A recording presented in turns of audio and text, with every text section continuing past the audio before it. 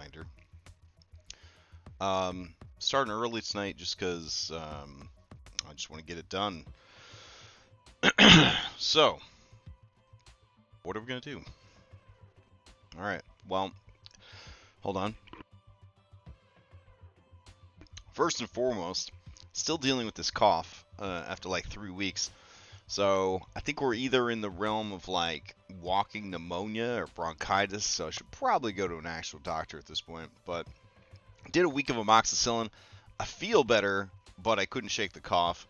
Half the people I know, both locally and abroad, all seem to have COVID, so I don't know. It just sucks. Anywho. Tried to do some player streaming over the weekend with the player stream view mod and a second account. I had mixed results, to say the least. I tried to do high noon, ended up with 3 different recordings. Tried to sew them all together, had some codec issues, didn't feel like opening up Premiere. Sewed everything together with the VideoMux, and it's just a fucking disaster.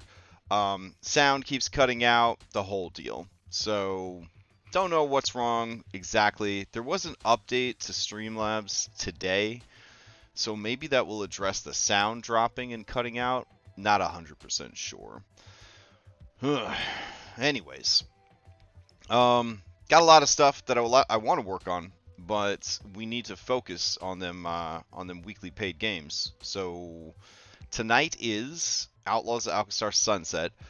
They are several sessions ahead of High Noon, but even without the extra sessions, they are so much further ahead than High Noon.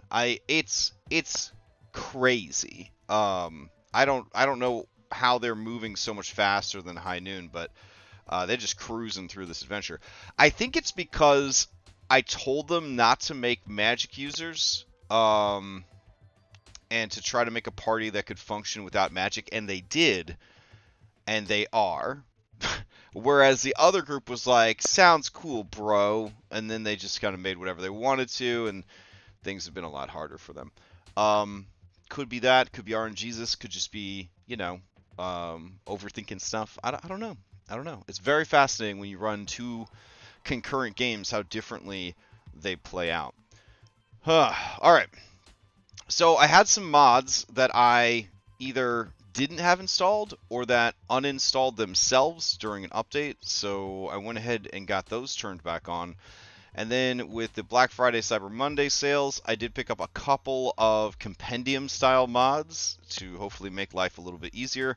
One of them is Mercenary Marketplace Volume 1.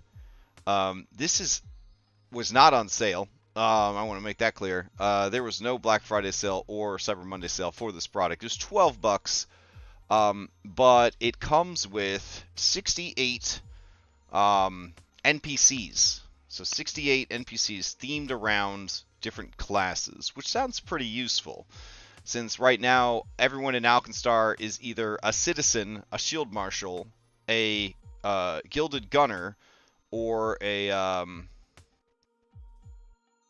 sage? Question mark? I don't remember what the last one is. So anyways, let's check that out. Mercenary Marketplace Volume 1 has been activated. Thank you for purchasing Mercenary Marketplace Volume 1. This promises, I guess, that there'll be more volumes. This module would not have been possible without the feedback from Amanda, Infamous Guy, and Skeptic Robot. Please click the introduction button to discover all your new content. Alright. Mercenary Marketplace Volume 1 Journals. Holy shit, this is fancy. Alright, thank you for purchasing Mercenary Marketplace Volume 1. With this module, you'll find 373 new general NPCs ready to... Why do we need a Volume 2? Ready to use in your campaigns. 29 templates that will let you customize your existing library of creatures. Quick links to help you find all your new content are provided in the directory. For quick access to the directory, save the toggle Volume 1 directory macro to your hotbar. I have a hotbar. It's down here. I'll put it in between these 2 pieces of chicken. Here we go. Boop. Nice. So if I click it, what'll happen? Oh, man. Foundry. Foundry Pathfinder, I should say. Holy shit. Um, let's see. If you encounter any bugs or other issues, you can report them with the GitHub Issues Tracker. I hope you have as much fun using these NPCs as I did creating them. There are 5 broad categories of NPCs included in Mercenary Marketplace Volume 1. NPCs with classes, NPCs with jobs, generic spellcasters, crews. They are small groups of foes. I like that. Troops, large groups of foes. Small groups and large groups. Excellent. You can find all the new NPCs included in Mercenary Marketplace Volume 1 in one of 3 ways. By browsing the NPC catalogs listed in the directory. For ease of browsing, the new NPCs have been curated into 5 organized catalogs based on type. Using the Bestiary browser, you can browse your new NPCs using the source filter. Additionally, NPCs have been given tags based on their class or combat role, allowing you to filter by those traits, or just open it up, baby. Open up the compendium. Look inside. There are 3 new templates included. Ancestry templates allow you to quickly apply an ancestry to an existing NPC. Crew templates allow you to convert any NPC into a crew of 4 to 6 NPCs working in unison, like that. Descriptive templates, which grant an NPC specific thematic advantages or detriments based on a descriptive adjective. What? By browsing the template catalogs listed in the directory, for ease of browsing, the templates have been curated into 3 catalogs by template type. Using the compendium browser, you can browse your new template by using the trait filter for the template trait or open it up directly. With the addition of crews and templates, a couple of new traits have been introduced that have some associated rules. These rules have been detailed in the appropriate sections, but for ease of reference have been compiled in the new rules journal entry. This module also includes some new macros, the first of which generates randomized spell lists based on user input. Holy shit. It is ideal for use with the generic spellcasters. The second can be used to quickly set up the requisite spellcasting entries for the sorceress NPC template, which allows you to quickly add a splash of magical power to your NPCs. Oh my. Well, this just seems really nice. Alright. So, oh, good evening. Yeah, Amanda, without her, none of this would have been possible. 33% of all of this is thanks to Amanda. I wonder if that's Amanda Maps. No, that's Angela Maps. Never mind. I'm thinking of a different person. Okay. Alright, so let's see. Let's check out NPCs with class. Catalog of NPCs. What does usage mean? NPC class, blah, blah, blah. There's a lot of stuff here. Spellcasting, blah, blah, blah. NPCs are designed, blah, blah, blah. Design philosophy. I don't give a shit about that. Alright. So let's go over here, and we're going to do a folder, and we're going to call it Homebrew. And we'll make it a dangerous pink color. I guess that's kind of a magenta. Yeah, that's fine. Whatever. Create. Alright, so you know this is some bad shit's going to be in this folder. So, it's Alkenstar. We want some mercenaries. We're getting up there in level. Let's drag a level 4 to 6 mercenary over. Bloop. Alright, so we have a mercenary alchemist. What does that entail? This is a CR5 creature, or if you make it weak, it becomes level 4, or elite becomes level 6. Very clever. Very clever. Their inventory, oh my goodness, they're just full of items. I like that. Let's see. They have skills. They have a lot of skills. They have languages. They have ranged, melee. It's a fucking mace. Okay. They got smoke bomb. They got quick alchemy. Very cool. Very cool. And they got far lobber. Very cool. And they got bomber. This is fantastic. Okay. Alright, so what else would we maybe encounter in Alkenstar? We would probably run into bards, I'm thinking. So we drag some bards over here. Alright, what do we get from bards? They have a whip. Okay. They have Melodious Spell. The Mercenary Bard weaves spellcasting into a performance. If their action is to cast a spell, blah, blah, blah. They got a whole spell list here. We could use the macro to randomize it if we wanted to. Pretty cool. Alright. Probably got rogues running around. Yeah, so drag a rogue over here. Let's see what rogues have. Mercenary Rogue. They got a short sword, a throwing knife, and a throwing knife that they're throwing.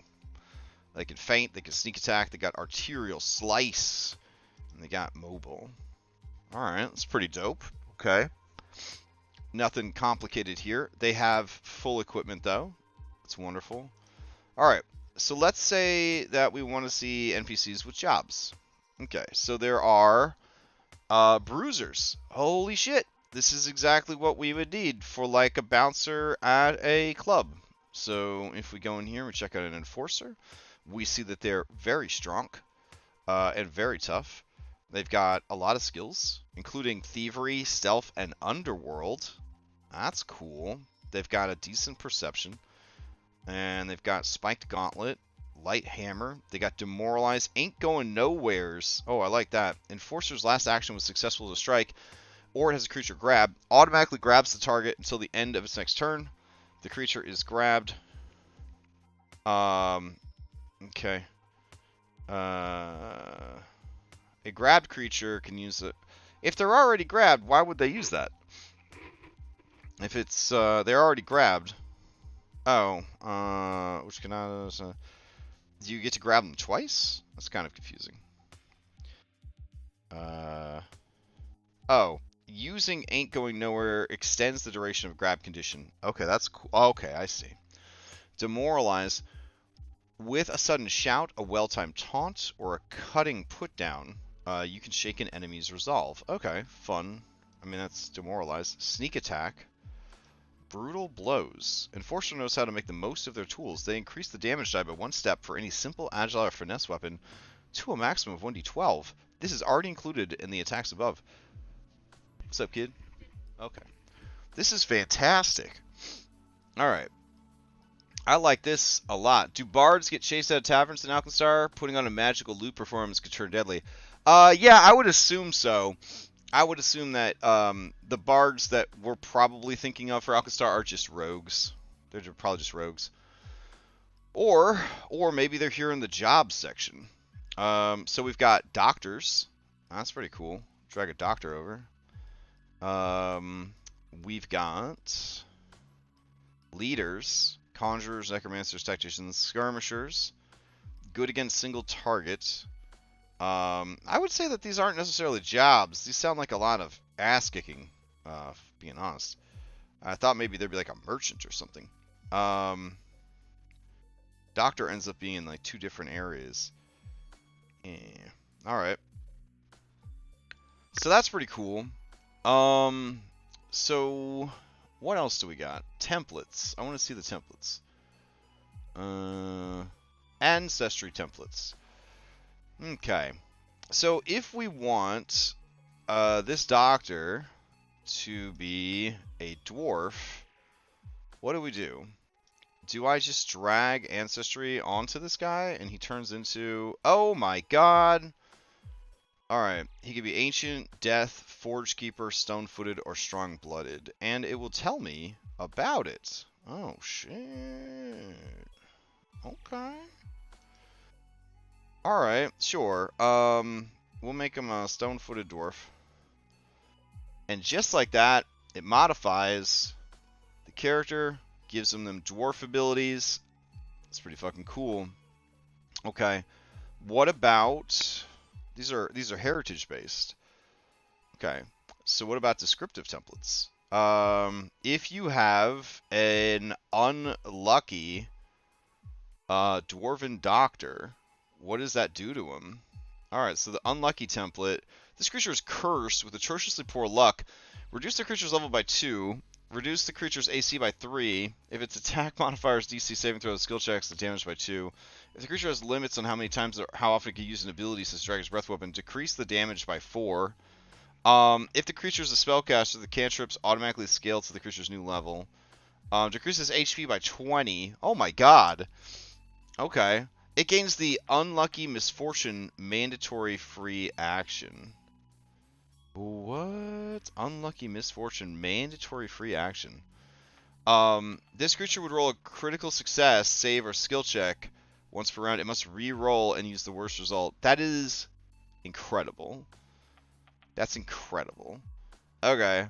Can you have multiple? Can you be bold but unlucky? Uh-huh. Okay. So you could be an unlucky, bold dwarf doctor. And that will actually just add and change all of your shit. Man, I feel like I'm getting my $12 worth here. This is pretty nice. When this creature rolls a success on a will save against fear, it gets a critical success instead. In addition, anytime it would gain the frightened condition, it reduces the value by 1. Hot damn. Increase the creature's level by 1 and its will saves by 3. Increase the AC, attack modifiers, DC, and all other saving throws and skill modifiers by 1. Increase the damage of its strikes and other offensive abilities by 1. This does not include spells. Increase the creature's HP by 10. This HP adjustment increases by 5 for every 5 levels the creature has, thus becoming 15. The creature's base level is 5+. 20 if the base creature is level 10+, so on and so forth. If the creature is a spellcaster, the cantrips automatically scale based on the creature's new level. And they gain the Bold Sally reaction. What is a Bold Sally? This creature succeeds on a save against a fear effect. This creature may use its reaction to stride towards the foe that attempted to use the triggering fear effect. If the foe is within this creature's melee reach, it may instead make a melee strike. Holy shit. This is very cool. Wow. Okay, I'm happy with that. Alright, and then we got a little macro here just to open it up whenever we need to. I love it. Alright, fantastic. Okay, so another thing that we wanted to check is we've got these compendiums here. So, let's see. I download these new compendiums, and they are, for some reason, showing up as doubles, which kind of sucks. I guess I gotta make sure that they're actually turned on. Let me see. Manage modules. Okay. So many D&D modules. Let's go down. Pathfinder 2 shopping. What do I have this underneath? Hold on. Pathfinder 2 shopping experience. That's not what I'm looking for. What was this thing called? Brave New Worlds, Towns, and Cities. Okay. So in order to access that, I believe it's just a compendium. So we're going to type in Brave. There we go. Brave New World, Towns, and Cities. Let's open this shit up. Oh, I like that. Okay, so we're going to go over here. And let's say that they want to rob a different bank, question mark, than they robbed last time. So we could just grab, this is Bank Barn. Okay, are you a bank or are you a barn? Let's find out. I'll drag Bank Barn over for nighttime. And let's see what happens. Okay, it's very small, but that's okay. I would say that this is definitely not a bank. This is for sure a barn. Let's see, we got doors, they work, we got walls, sure, okay. So, why are you called Bank Barn? That's kind of weird.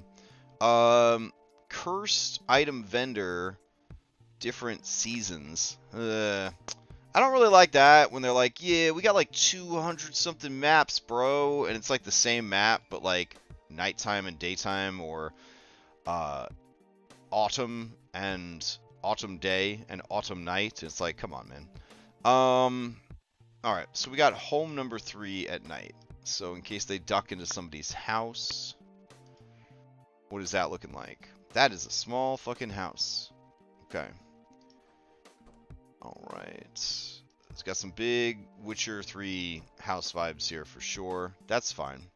We got large home, first floor day. Let me take a look at that.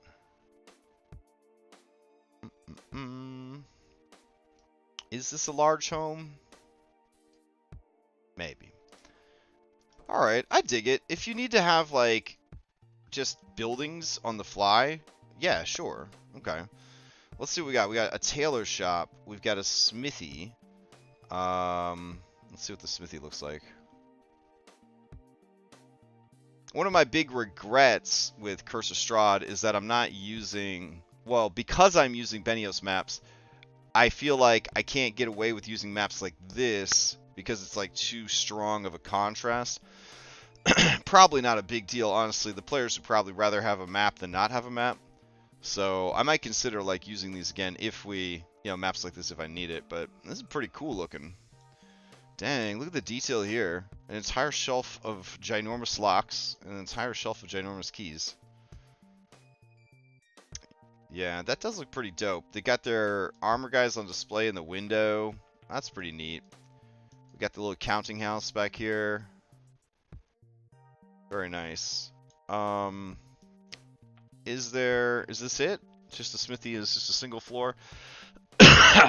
So Dude Bro does not live on premises, I'm assuming. Interesting. Alright. We got tavern. Many variations of the tavern. Holy shit. Alright, here's the tavern first floor. Let's see. That is a very small tavern. Okay, people playing cards. Go to the second floor for the places to sleep. Yeah, just pretty cool. Town hall, cellar, town hall.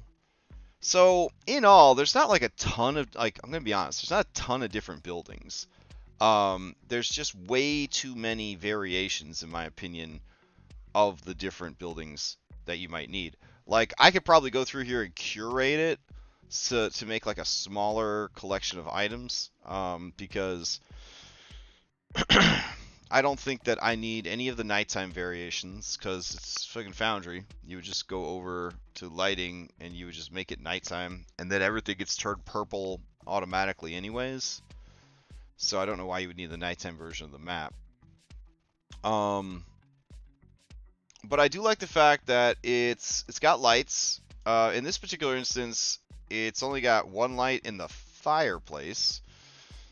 Question mark. Don't know how viable that's going to be. They didn't bother to put a light in the kitchen, in the oven area, which is a little weird. But again, it's already like walled and like set up. So it's pretty good. And they look great. If I had paid full price for these, which I felt the price was pretty high, full price, considering it's just like 8 variations of each map, I would not be very happy. But since I got it on sale at like an 80% off or something, I don't have any complaints. It's pretty cool. All right, so let's see. I'm gonna close this one down. I'm gonna try to open Rampant Ruins Compendium, but it is not opening yet. That makes me sad. All right. So that either means I've got to refresh the world, or I have to like log out and log back in, but it might not have grabbed that compendium when it was doing it. I don't want to have a bunch of maps in a compendium that I don't actually need. That's, I think, part of the load issues that I have sometimes, is that, I don't know, too many compendiums trying to be loaded in, too many mods trying to be loaded in. So I could see curating like useful maps from there as needed, kind of thing. Let's see. Let's try again. We'll go to ruins. No, that's the actual compendiums. Yeah. Where are my Brave New Worlds? Okay, hold on. All right, Brave New Worlds ruins. Open. Aw, why won't you open the compendium? That sucks. Now it doesn't want to open either of them. Probably because I didn't give it a chance to load everything. Well. I wish map makers that make packs like this for Foundry were tile users. Yeah, agreed. Yeah. Again, like I'm glad there's a bunch of maps, like just in case. But like in this instance, right? Like I can't even get the fucking thing to open because now it's gotta like every time I log in, it's gonna check all the compendiums again and be like, oh, is that compendium there? Yeah, it is. I don't mind there being a compendium for monsters and NPC stats. That's super useful. But 8 versions of the same blacksmith, like get that shit out of here. I don't need all that. Let's see. Yeah, so I can't get either of these to open now, which makes me super sad. Battle Zoo's opening. No problem. Your ancestry can actually be a dungeon. How fun is that? Let's see. And yeah, I could do Compendium Browser. And will I be able to browse scenes here? I don't think so. Yeah. So if I can't get the scenes thing to open, I'm kind of like shit out of luck. So that's a little disappointing. Okay. Well, I picked up the Ruins pack because it was $2.99, and it had a few dungeons that were already done up. And I liked the idea of having some extra content to just seed into Kingmaker as you're doing hex exploration and stuff like that. So I'm trying to put together things that would make Kingmaker a little bit more exciting. Now, on the topic of our game tonight, what is happening? We've got these people in the middle of a skill challenge. It's called Research. Research is a mini game found in the Game Master's Guide. I'm sure it's being moved to the Game Master's Core, or whatever the hell they're going to call it. It's pretty neat. It's like a 4th edition skill challenge. It's kind of like a chase skill challenge, but like lamer, I guess. It's outlined in the adventure what we need to do and why we need to do it. One thing that I didn't realize is that you can allow the players who suck at research to use aid another. So when we were joking around that Henry could just carry stacks of books around, that is actually something that we could have allowed. So Henry could have been like, I'm not going to try to make a check because I'm just going to ruin everything because I'm a fighter and I don't have any skills except getting critical hits. So instead, he can be like, oh, well, I'll carry these heavy books. So that's the thing that we could do. I didn't know that. They rolled terrible. They're the first group I've ever run through skill challenge like this. So I'm like, let's just try it from, we'll just start over from scratch. We'll try from scratch. Now, looking at the adventure itself, which is a book number 2, we got to figure out what are we doing here. So we have the Spellscar Desert here. Now, I don't have a dashboard for when they get out of town and go into the Spellscar Desert. So I don't know, honestly, the best way to proceed with this. I don't think I should show them all of the locations, right, on the map, but I don't know is the problem. So if I copy this image and I go over to Photoshop, maybe it will not bring the labels with it. Let's see.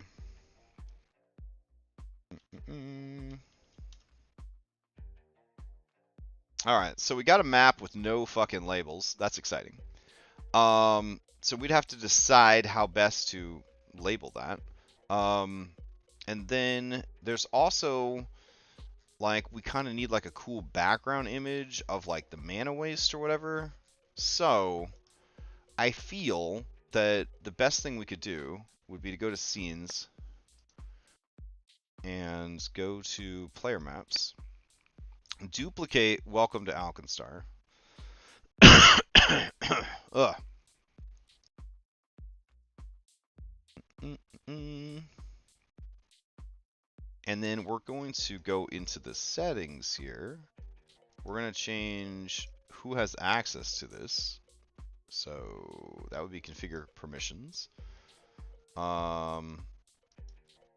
It says here that they have default permissions, but I don't want them to have any permissions right now. So I'm going to go here and set none to all this. Save. All right.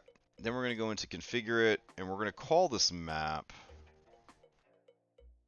leaving. We're going to call it now leaving Alkenstar. All right.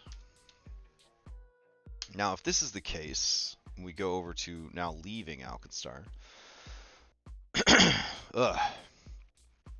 What I can do is go to this map, and it's set to teleport me to some other place. I don't actually want that right now. Let me see. I think this map is actually built into the background I'm using for this table. So let me check. I may have to change this at a Photoshop level. Yes. Okay. So what we could do then is go over to the here, and we're gonna open up. Let's see. Outlaws Alkenstar, and I should have a table.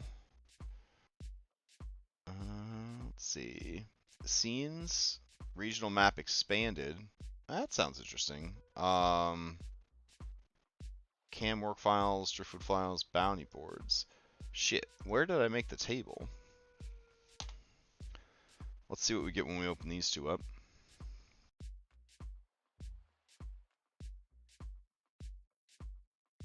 Ugh. Oh, that's lovely. Oh, wow. That a big ass map. Holy shit. Okay. Man, that looks so fucking cool.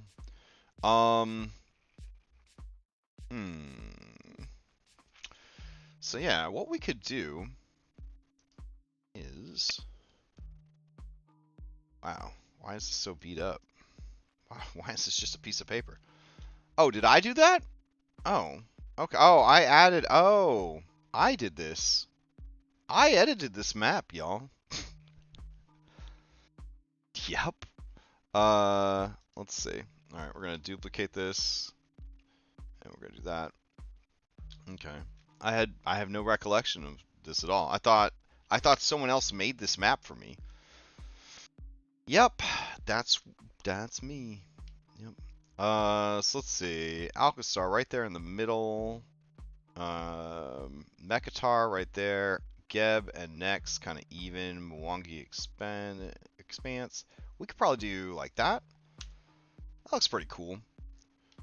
Alright, so we'll go ahead and save this out as UA travel scene map.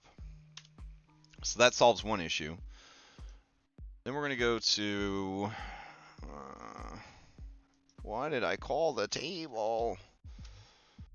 Table not found. You're killing me. Alright. How do I look at this without spoiling a bunch of games on accident? Let's see. We got classic table. Classic table roll. City of Brass. Chibi Doom. Oh man. Barovia. We got Eva's Tent. Colossus Torso. We got Reef Ruins. Shit. Where did I put this table? Alright. We got Crush Gem. Love that. Let's see. Alright, we got UA table. Why aren't you in the UA fucking folder? Alright, get in there. Unreal. Oh, it's not found anymore because you moved it into the UA table. Or let's see, UA table. Wow. Hey, listen, we found it. That's all that matters.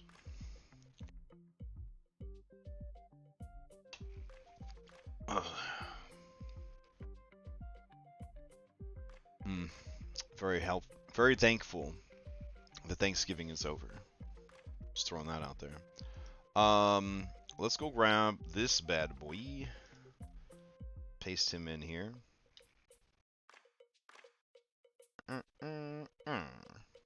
Lovely. Okay. And I don't need to tear this one up. I mean, I could. I don't really need to. I don't know where my tear brush is. Ugh. Ugh. Ugh. Alright, hold on. I hate maps where north is off in the corner, too. It's really upsetting to me that they would do that. Let's see. Let's do like this. We can always move these tacks around, too. Okay. God damn, this one was complicated. Let's see. Get rid of that. Good. We're gonna go to auto select so that when we click on the little tacks, we can move them manually without having to track down what layer they are. There we go. And then you know what? We just won't have a tack here. What? Now we'll put it underneath the gun. That's fine. Cool. So all that can stay the same. Do we need to put like a label on here? Maybe like mana waste or something? Kind of cool. Let's see. Open up. Let's go here. Active thumbs. We'll go to UA thumbs. Alright. Let's grab this high noon shit right here. Or blown cover. That works too. Here we go. Drag this over to the table. And we'll call this mana waste. I just love this font. It's so beautiful. Okay. And then we'll go in here. And we'll change the gradient overlay to be something a bit more neutral in between the two groups. So we'll go with like a red. Yeah, I like that. That's good. Just a nasty kind of color. Turn that to the side a bit. Lovely. So we got this map of the mana waste. Sweet. Alright. I dig it. Okay.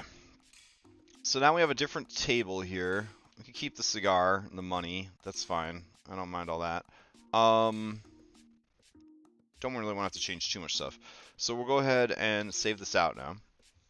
And this is going to be a massive file. Yeah, it's such a good font. It's called Bleeding Cowboys. That's the name of the font.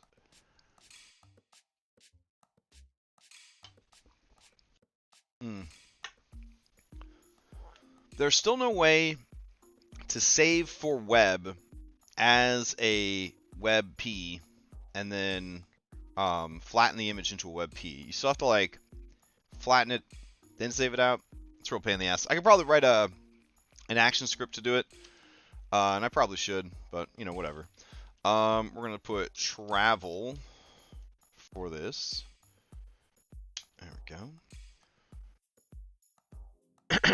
It's thinking really hard. We're doing a PNG 24, of course, to get the transparency so that we have the shadows kind of hanging over the background image.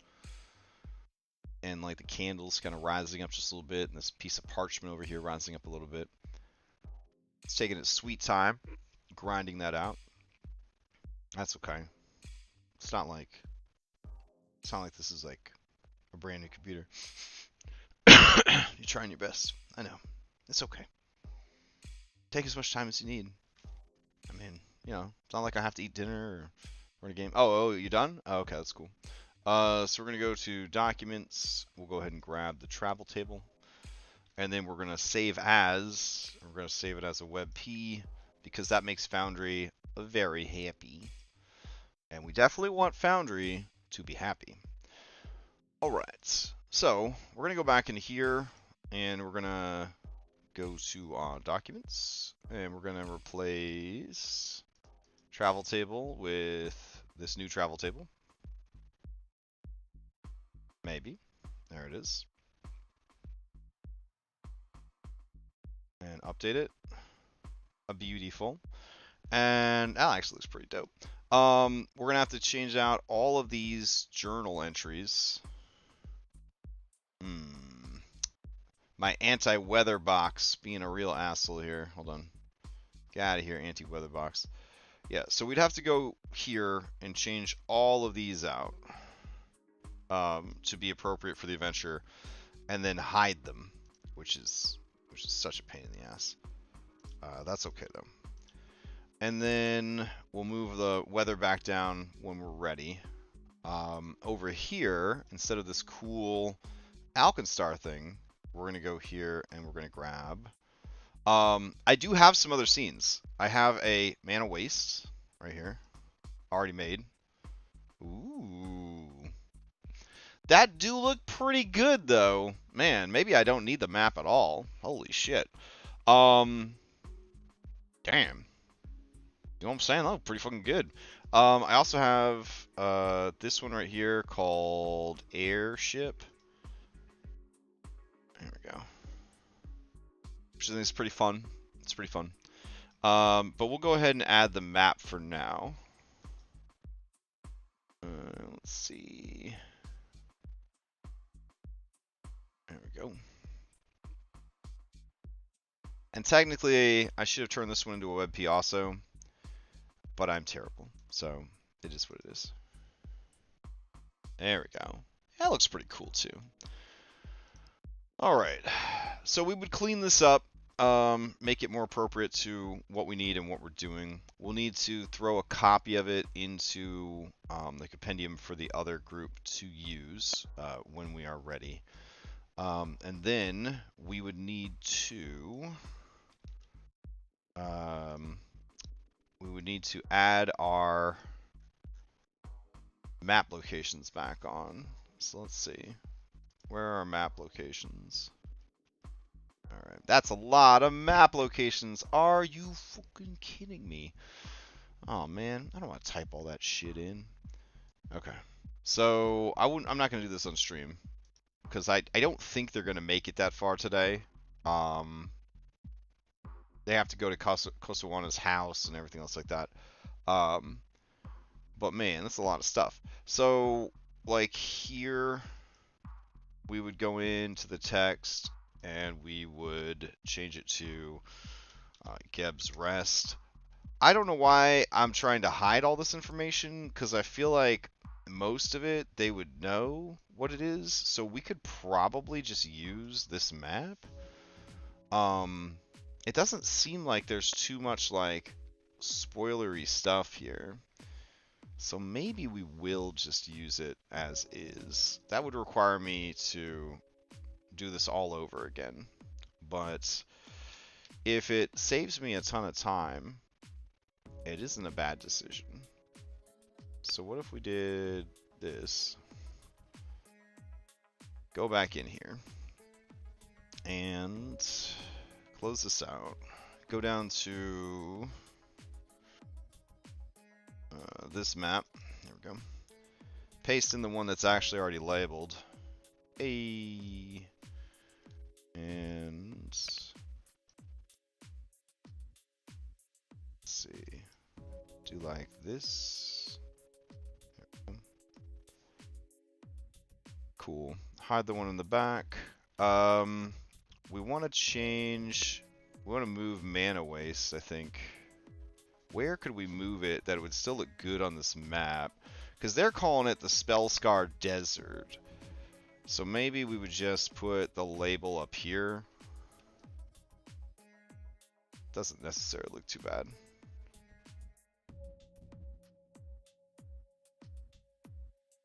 There we go. Yeah, it's not too bad up there. I like that more because I don't have to do a lot of work anymore now. So, yeah. This is south of the city, though. So, like, do we even need this particular map is the question.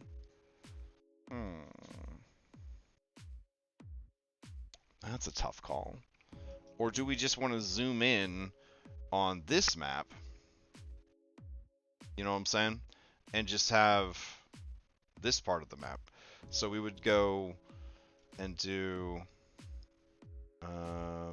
this, and we really just need Nex and Geb. So something like this might be kind of cool. Quantum off to the edge.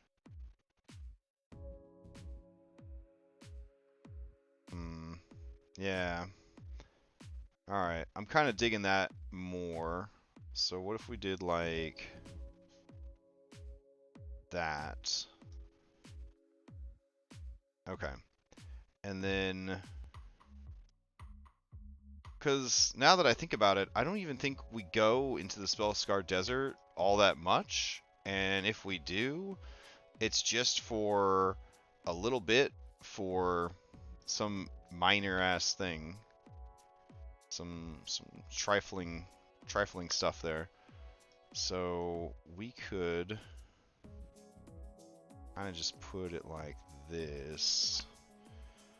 We are going to be covering up Mekatar with that gun, which is kind of a pain in the ass. It's not, again, not the end of the world though. Alright. So let's take this down to this map again. And then we've got active select, so we could just move the gun over a bit. There we go. Like that. Yeah, that kind of works. Alright, I'll move these tacks around. Excellent. Okay. Yeah, that works. Because now we like explain like they're going out into the desert, blah blah blah blah blah. Yeah, that works. Okay.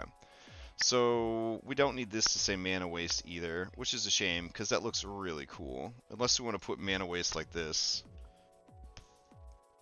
That could be pretty neat. Like we could do mana waste, Nex, and Geb. That could be pretty cool.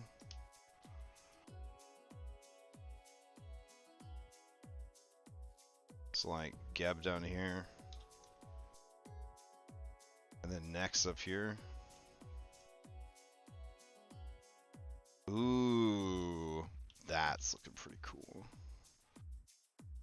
Alright. Ooh, yeah, that looks pretty good. Okay, so we would need something underneath here to sort of cover the white, but still make it look good. I could ask the computer to just fill in the gaps for me, which would be the easiest solution. Or I could just grab some blank map here. And let's see.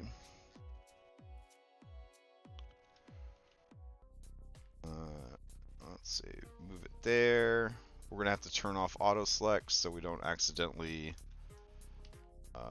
mess everything up. Okay.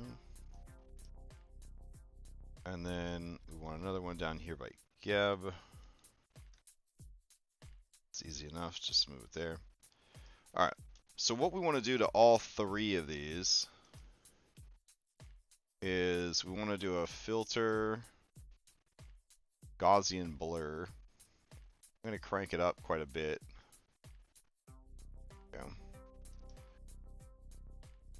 Yeah, that works.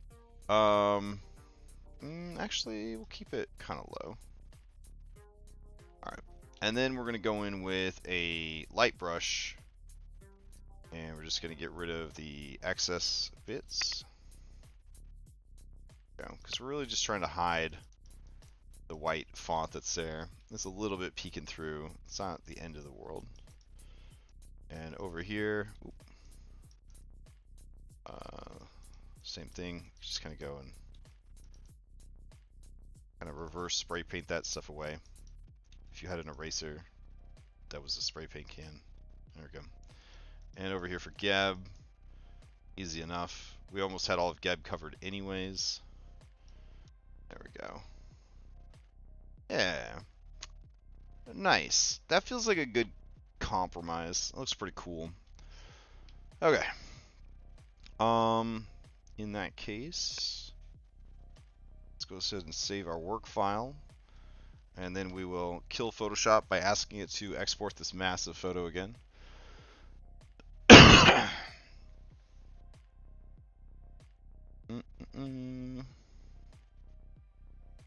While we're waiting for that not to die, I will think about the delicious dinner that I'm letting get cold, because I don't want to stop, eat, and then start the stream again. So I'm just going to reheat it before the stream.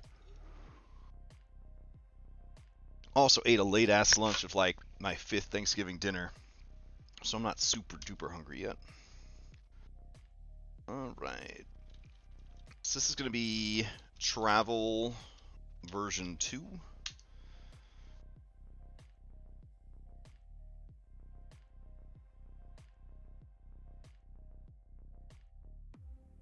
It's thinking real hard about that still. And then I do need to give the adventure itself a little bit more of a read. It's been a while since we did. We read enough to get them started in chapter 1 of book 2, but not really enough to, you know. I think we've got tonight covered for sure. This group do move pretty fast though, so not sure how much time we're really buying ourselves. All right. Now this file as a PNG is 14 megs, which means you probably wouldn't be able to use it in Roll20. All right. So when we save it out though, let's see how big it is.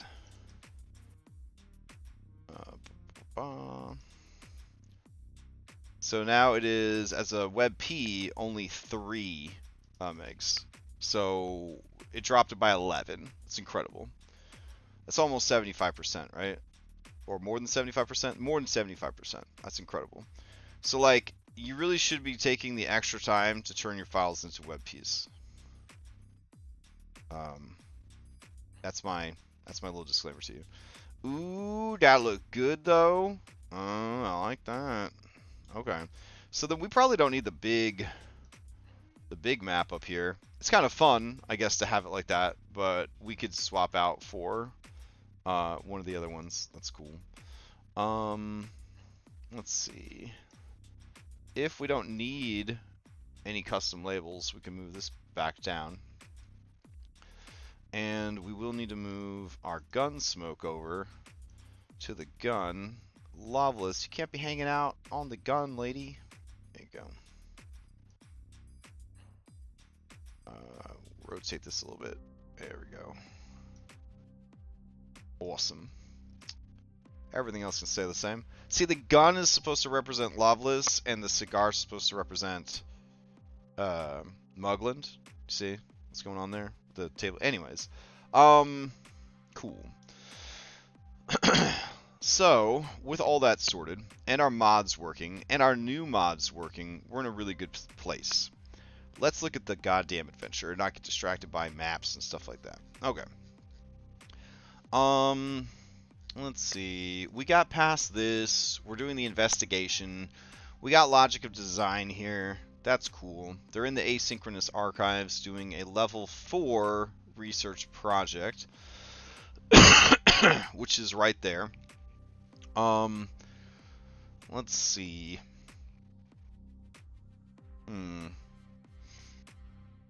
It actually starts up there, which is kind of a pain, or I could screenshot the whole page. Other things that they can investigate are the Nosy Neighbor, which we already have stuff for. Kosawana's Workshop, which there's already a map for. It's essentially a little dungeon. The workshop exterior, there's the little dungeon. I'm pretty familiar with how all that's going to work. And Sweep Up. and wonderful cat. We've got the test bunker, blah, blah, blah, mini dungeon. So, then we got the High Priest puzzle. After dealing with the Guardians and befriending or driving off the building's remaining occupants, the party can sift through the warehouse for clues as to his whereabouts. Okay. As the gunners dealt with his clockwork door warden and sweep up, Kosa wanted to set a few of the clocks within arm's reach to a specific time, 2 hours, 2 minutes, and 7 seconds. He then recalibrated a particular device on which he's working, a kind of clock whose mechanisms were driven by the frequency of large quartz stone rather than gears and springs, so that it emitted a particular chime pattern, 2 chimes, a pause, 2 chimes, a pause, and 7 chimes before a much longer pause. As he activated his clockwork sphinx and made his getaway, Kosawana glimpsed the robbers' golden firearms and recognized their leader as the infamous mogul Ambrose Mugland. Though an outcast from Alkenstar's Temple of Bry, Kosawana believed his former allies in the church might look for him if he were to suddenly go missing. He left these clues for his old colleagues, believing that only Bryites would understand their significance and hoping the clock numbers would befuddle his assailants. Kosawana knew he might be pursued and didn't dare leave a plainer message. He also knew any follower of Bry would be drawn to the strange device that incorporated a large quartz crystal, Bry's sacred stone.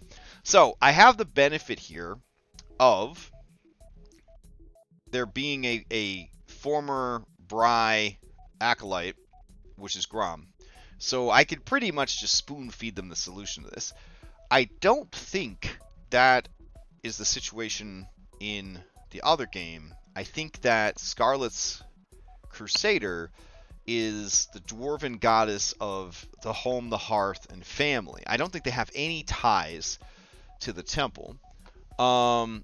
Something I've noticed sometimes with Foundry battle maps, the adventure calls for a huge-sized creature in the room, and whoever made the map makes the room 4x4 or something, and you're like, what? Did the artist even read the adventure? Bro, listen to me. That is so much worse in earlier editions of the game, where the map makers and the writers didn't playtest anything, and they didn't even think about that shit. My friend Wesley and I, for Extra Life one year, we did a 5th edition revamp of the Gates of Firestorm Keep, and that whole dungeon, they were like, yeah, in this room there's 50 trolls, and the room was like a cavern, maybe 40 feet across, maybe 30 feet high. And it's like, where are the 50 trolls going to go? Where are the 50 trolls going to go? Yeah. I have noticed that in Abomination Vaults, though. There'll be big monsters just, like, stuffed in a closet, waiting for you to open the closet door. It's kind of silly. The clues. Players who examine the central workbench in Area A4 notice one item that stands out from the rest. A small dark wood box supported by an intricate clockwork device of fine bronze springs and gears, set with a forearm-sized hexagon quartz crystal at its center. A series of tiny hammers and chimes are mounted along the top of the device, and a metal cylinder with a series of bumps on its surface rests under a dozen narrow strips of metal. Centered above the crystal is a bronze clock face with tiny crystals indicating the ordinals. Peculiarly, the clock face has 13 ordinals instead of 12, a meaningful clue for those familiar with the writings of the Concurrent Heresy, which the characters might know of after researching the asynchronous archives. Joniah can clue the party into this device, as can Masu the cat, if they can talk to Masu the cat. The time shown on the quartz clock progresses at the same rate as real time. However, if the device is touched, the metal cylinders begin to rotate. The hammer strike the chimes of specific patterns separated by brief pauses. 2 chimes, 2 chimes, 7 chimes. This chiming occurs several times per minute, lasting for 1 hour after a creature touches the device. Carsophona, this is for Nightfall. They're going to need it. They are going to need it. Thursday is going to be real crazy. I'm very excited for Thursday. It is going to be bananas. Alright, I'll post that in the chat real quick. Thank you, Carsophona. I mean, if you go a lot of Abomination, but only so much Vault, what's an evil villain supposed to do? If you do have, yeah, that's fair. That's fair. I mean, I don't know. They could have put a lot more monsters in the big open rooms that had nothing in them, and maybe not stuff so many monsters in closets, but it's whatever. Alright, so Kosawana wants to draw the attention of his Bryite allies to Section 2, Subsection 2, Paragraph 7 of Logic and Design. Unfortunately, a modern version of the text don't have this paragraph. It was redacted when the text was recalled and republished years ago. There is a Regulation 226 and a Regulation 228 in the most recent version, but 227 is not present in any modern text, including any obtained from the Temple of Bry or owned by the characters who might be clerics of Bry. A character who succeeds at a DC 20 Bry lore or a DC 25 religion check to recall knowledge knows older versions of the text might contain the redacted passage. Mintakis at the Temple of Bry can also provide this information. The best way for the party to find the outdated version of Logic and Design is to research the documents in the Temple of Bry. Oh, so going there first wasn't the best idea. Once the characters access an old copy of Logic and Design, they can locate the passage Costa 1 is pointing them towards. If you haven't already done so, give your players a copy of Handate 1, Regulation 2.2.7. I hope you haven't given it to them already. The implication of this passage is clear. Costa 1 must have fled to the Cradle of Courts. Alright, let me see these fucking handouts. Do we have Cradle of Courts? High Priest Puzzle? I don't see it. It just says down here, Regulation 2.2.7, the Apprenticeship of Ron, Holy Places. At the eastern end of Tentacle Canyon in the Spellstar Desert, 180 miles from Cloud River Keep, on the bearing of North 95 East, is a spherical geode of amethyst, exactly 40 feet in diameter. Its shape is so perfect that it's doubtless deific in nature. Even time itself seems to bend around this flawless gem, the Cradle of Quartz. Like light reflecting off just a single facet of a cut gem in a box of blackest silk, Bry reveals an aspect of her perfect design in the depths of even the most torturous wastelands. Nice. Okay. Sweet. So now they know.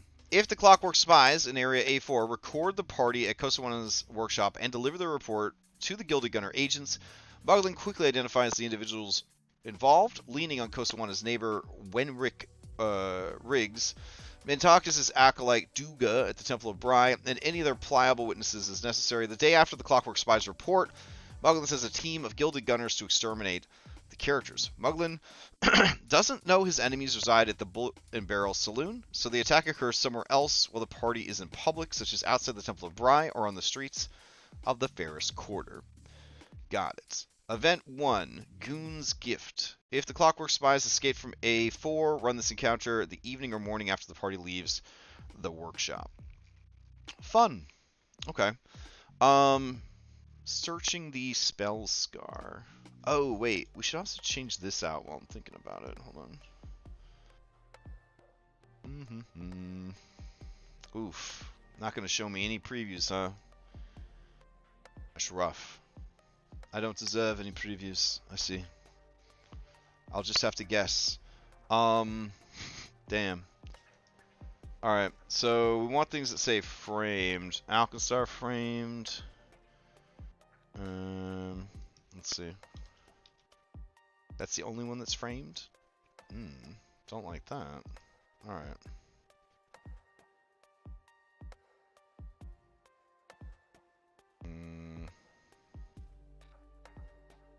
Alright. Cradle of Quartz, assets, scenes?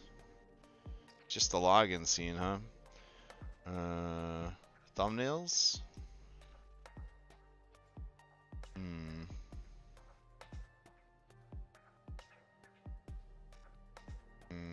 I think these are...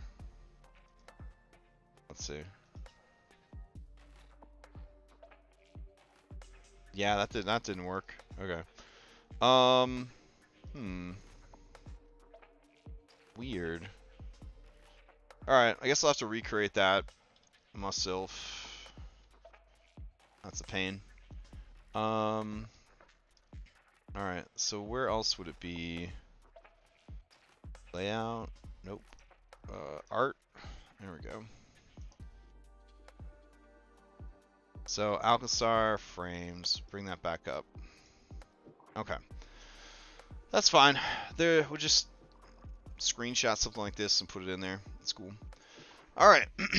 So then that takes us out of chapter 1 of Book 2. And again, I think that's more than enough content for tonight's game. Let's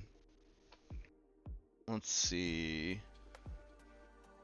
So I think down here in Chapter 2, Searching the Spellscar, we've got... they found the Cradle of Quartz, Flight Plan. This chapter begins as soon as the player characters discover that Olomon Kosawana fled to the Cradle of Quartz in the Spellscar Desert. If the characters report their findings to Dunsmith, she suggests they head to Pilot Square to find a pilot willing to transport them into the heart of the Spellscar. Tertiary Cog Mintakis can also make the suggestion, noting the Cradle of Quartz is a long way from Alkenstar. If the characters express concern that the Gilded Gunners might have stolen Kosawana's formula, Dunsmith assures them that other agents of the Duchess are already on the case. Shiny as gold, they're all still a slippery bunch, she says of the gang. While you're retrieving Kosawana, I'll figure out where the Gilded friends are hiding. The man with the purse string smuggling won't be too far away. In the meantime, Kosawana's safety is paramount. As long as he's missing, the formula for Pyronite is unsafe.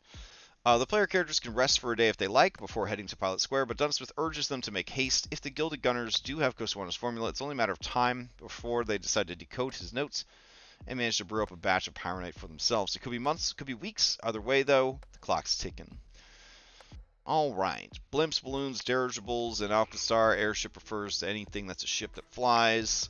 You find a pilot. It's Pharaoh Winslow, the tiefling dwarf. I guess the Nephilim dwarf, who's just a tiefling. You find her in the room, a common room of the Final Prospect, a pub that serves as her most recent headquarters. She's resistant to taking the player characters to the Spellscar. It's not worth the time nor the money. But if they can recruit a full roster of passengers, she's willing to do one last flight, essentially. So, at 50 gold pieces a seat, which is roughly $1,000 in real life, it's a big ask. So Winslow doesn't just want the money, she also wants to relive the experience of being an in-demand pilot, so the seats must be filled by actual people. So you can't just buy all the seats. She wants people there. Alright.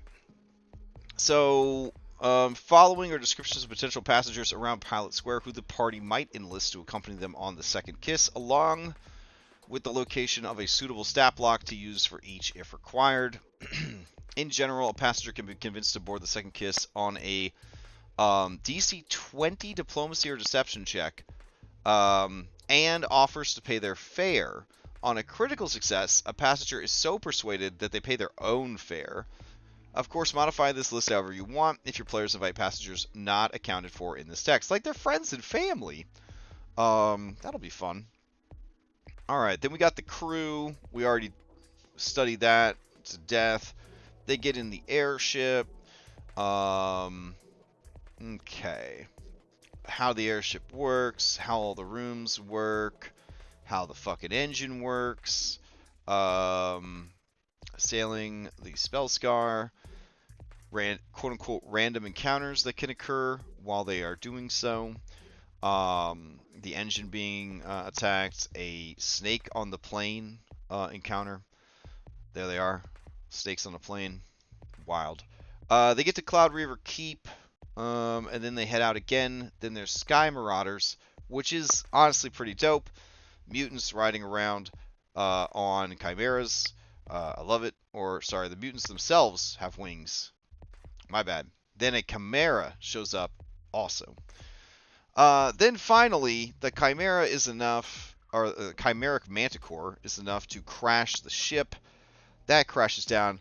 I'm thinking, like, this is 2 more sessions, just this stuff, in my opinion. Because there's a lot of drama that takes place on the airship. So, I feel confident with the next, like, 3 weeks of game. So, on that note, I'm going to go grab some dinner. I'll be back at 8 o'clock to run the game. Lord Conti will be streaming the game, and the VOD will be up later this week. If you want to watch it live, yeah, check out Lord Conti's channel. He will be the one streaming it tonight. So, we've got Extra Life Part 2 coming up on Saturday. 12 hours this time instead of 25. 2 p.m. Eastern until 2 a.m. Eastern, Saturday through Sunday. We're going to be running a bunch of Purple Kobolds through the unused content from this year's marathon. Try to raise a little bit more money for Extra Life. All right. Hope you guys have a good week, and I'll see you next time.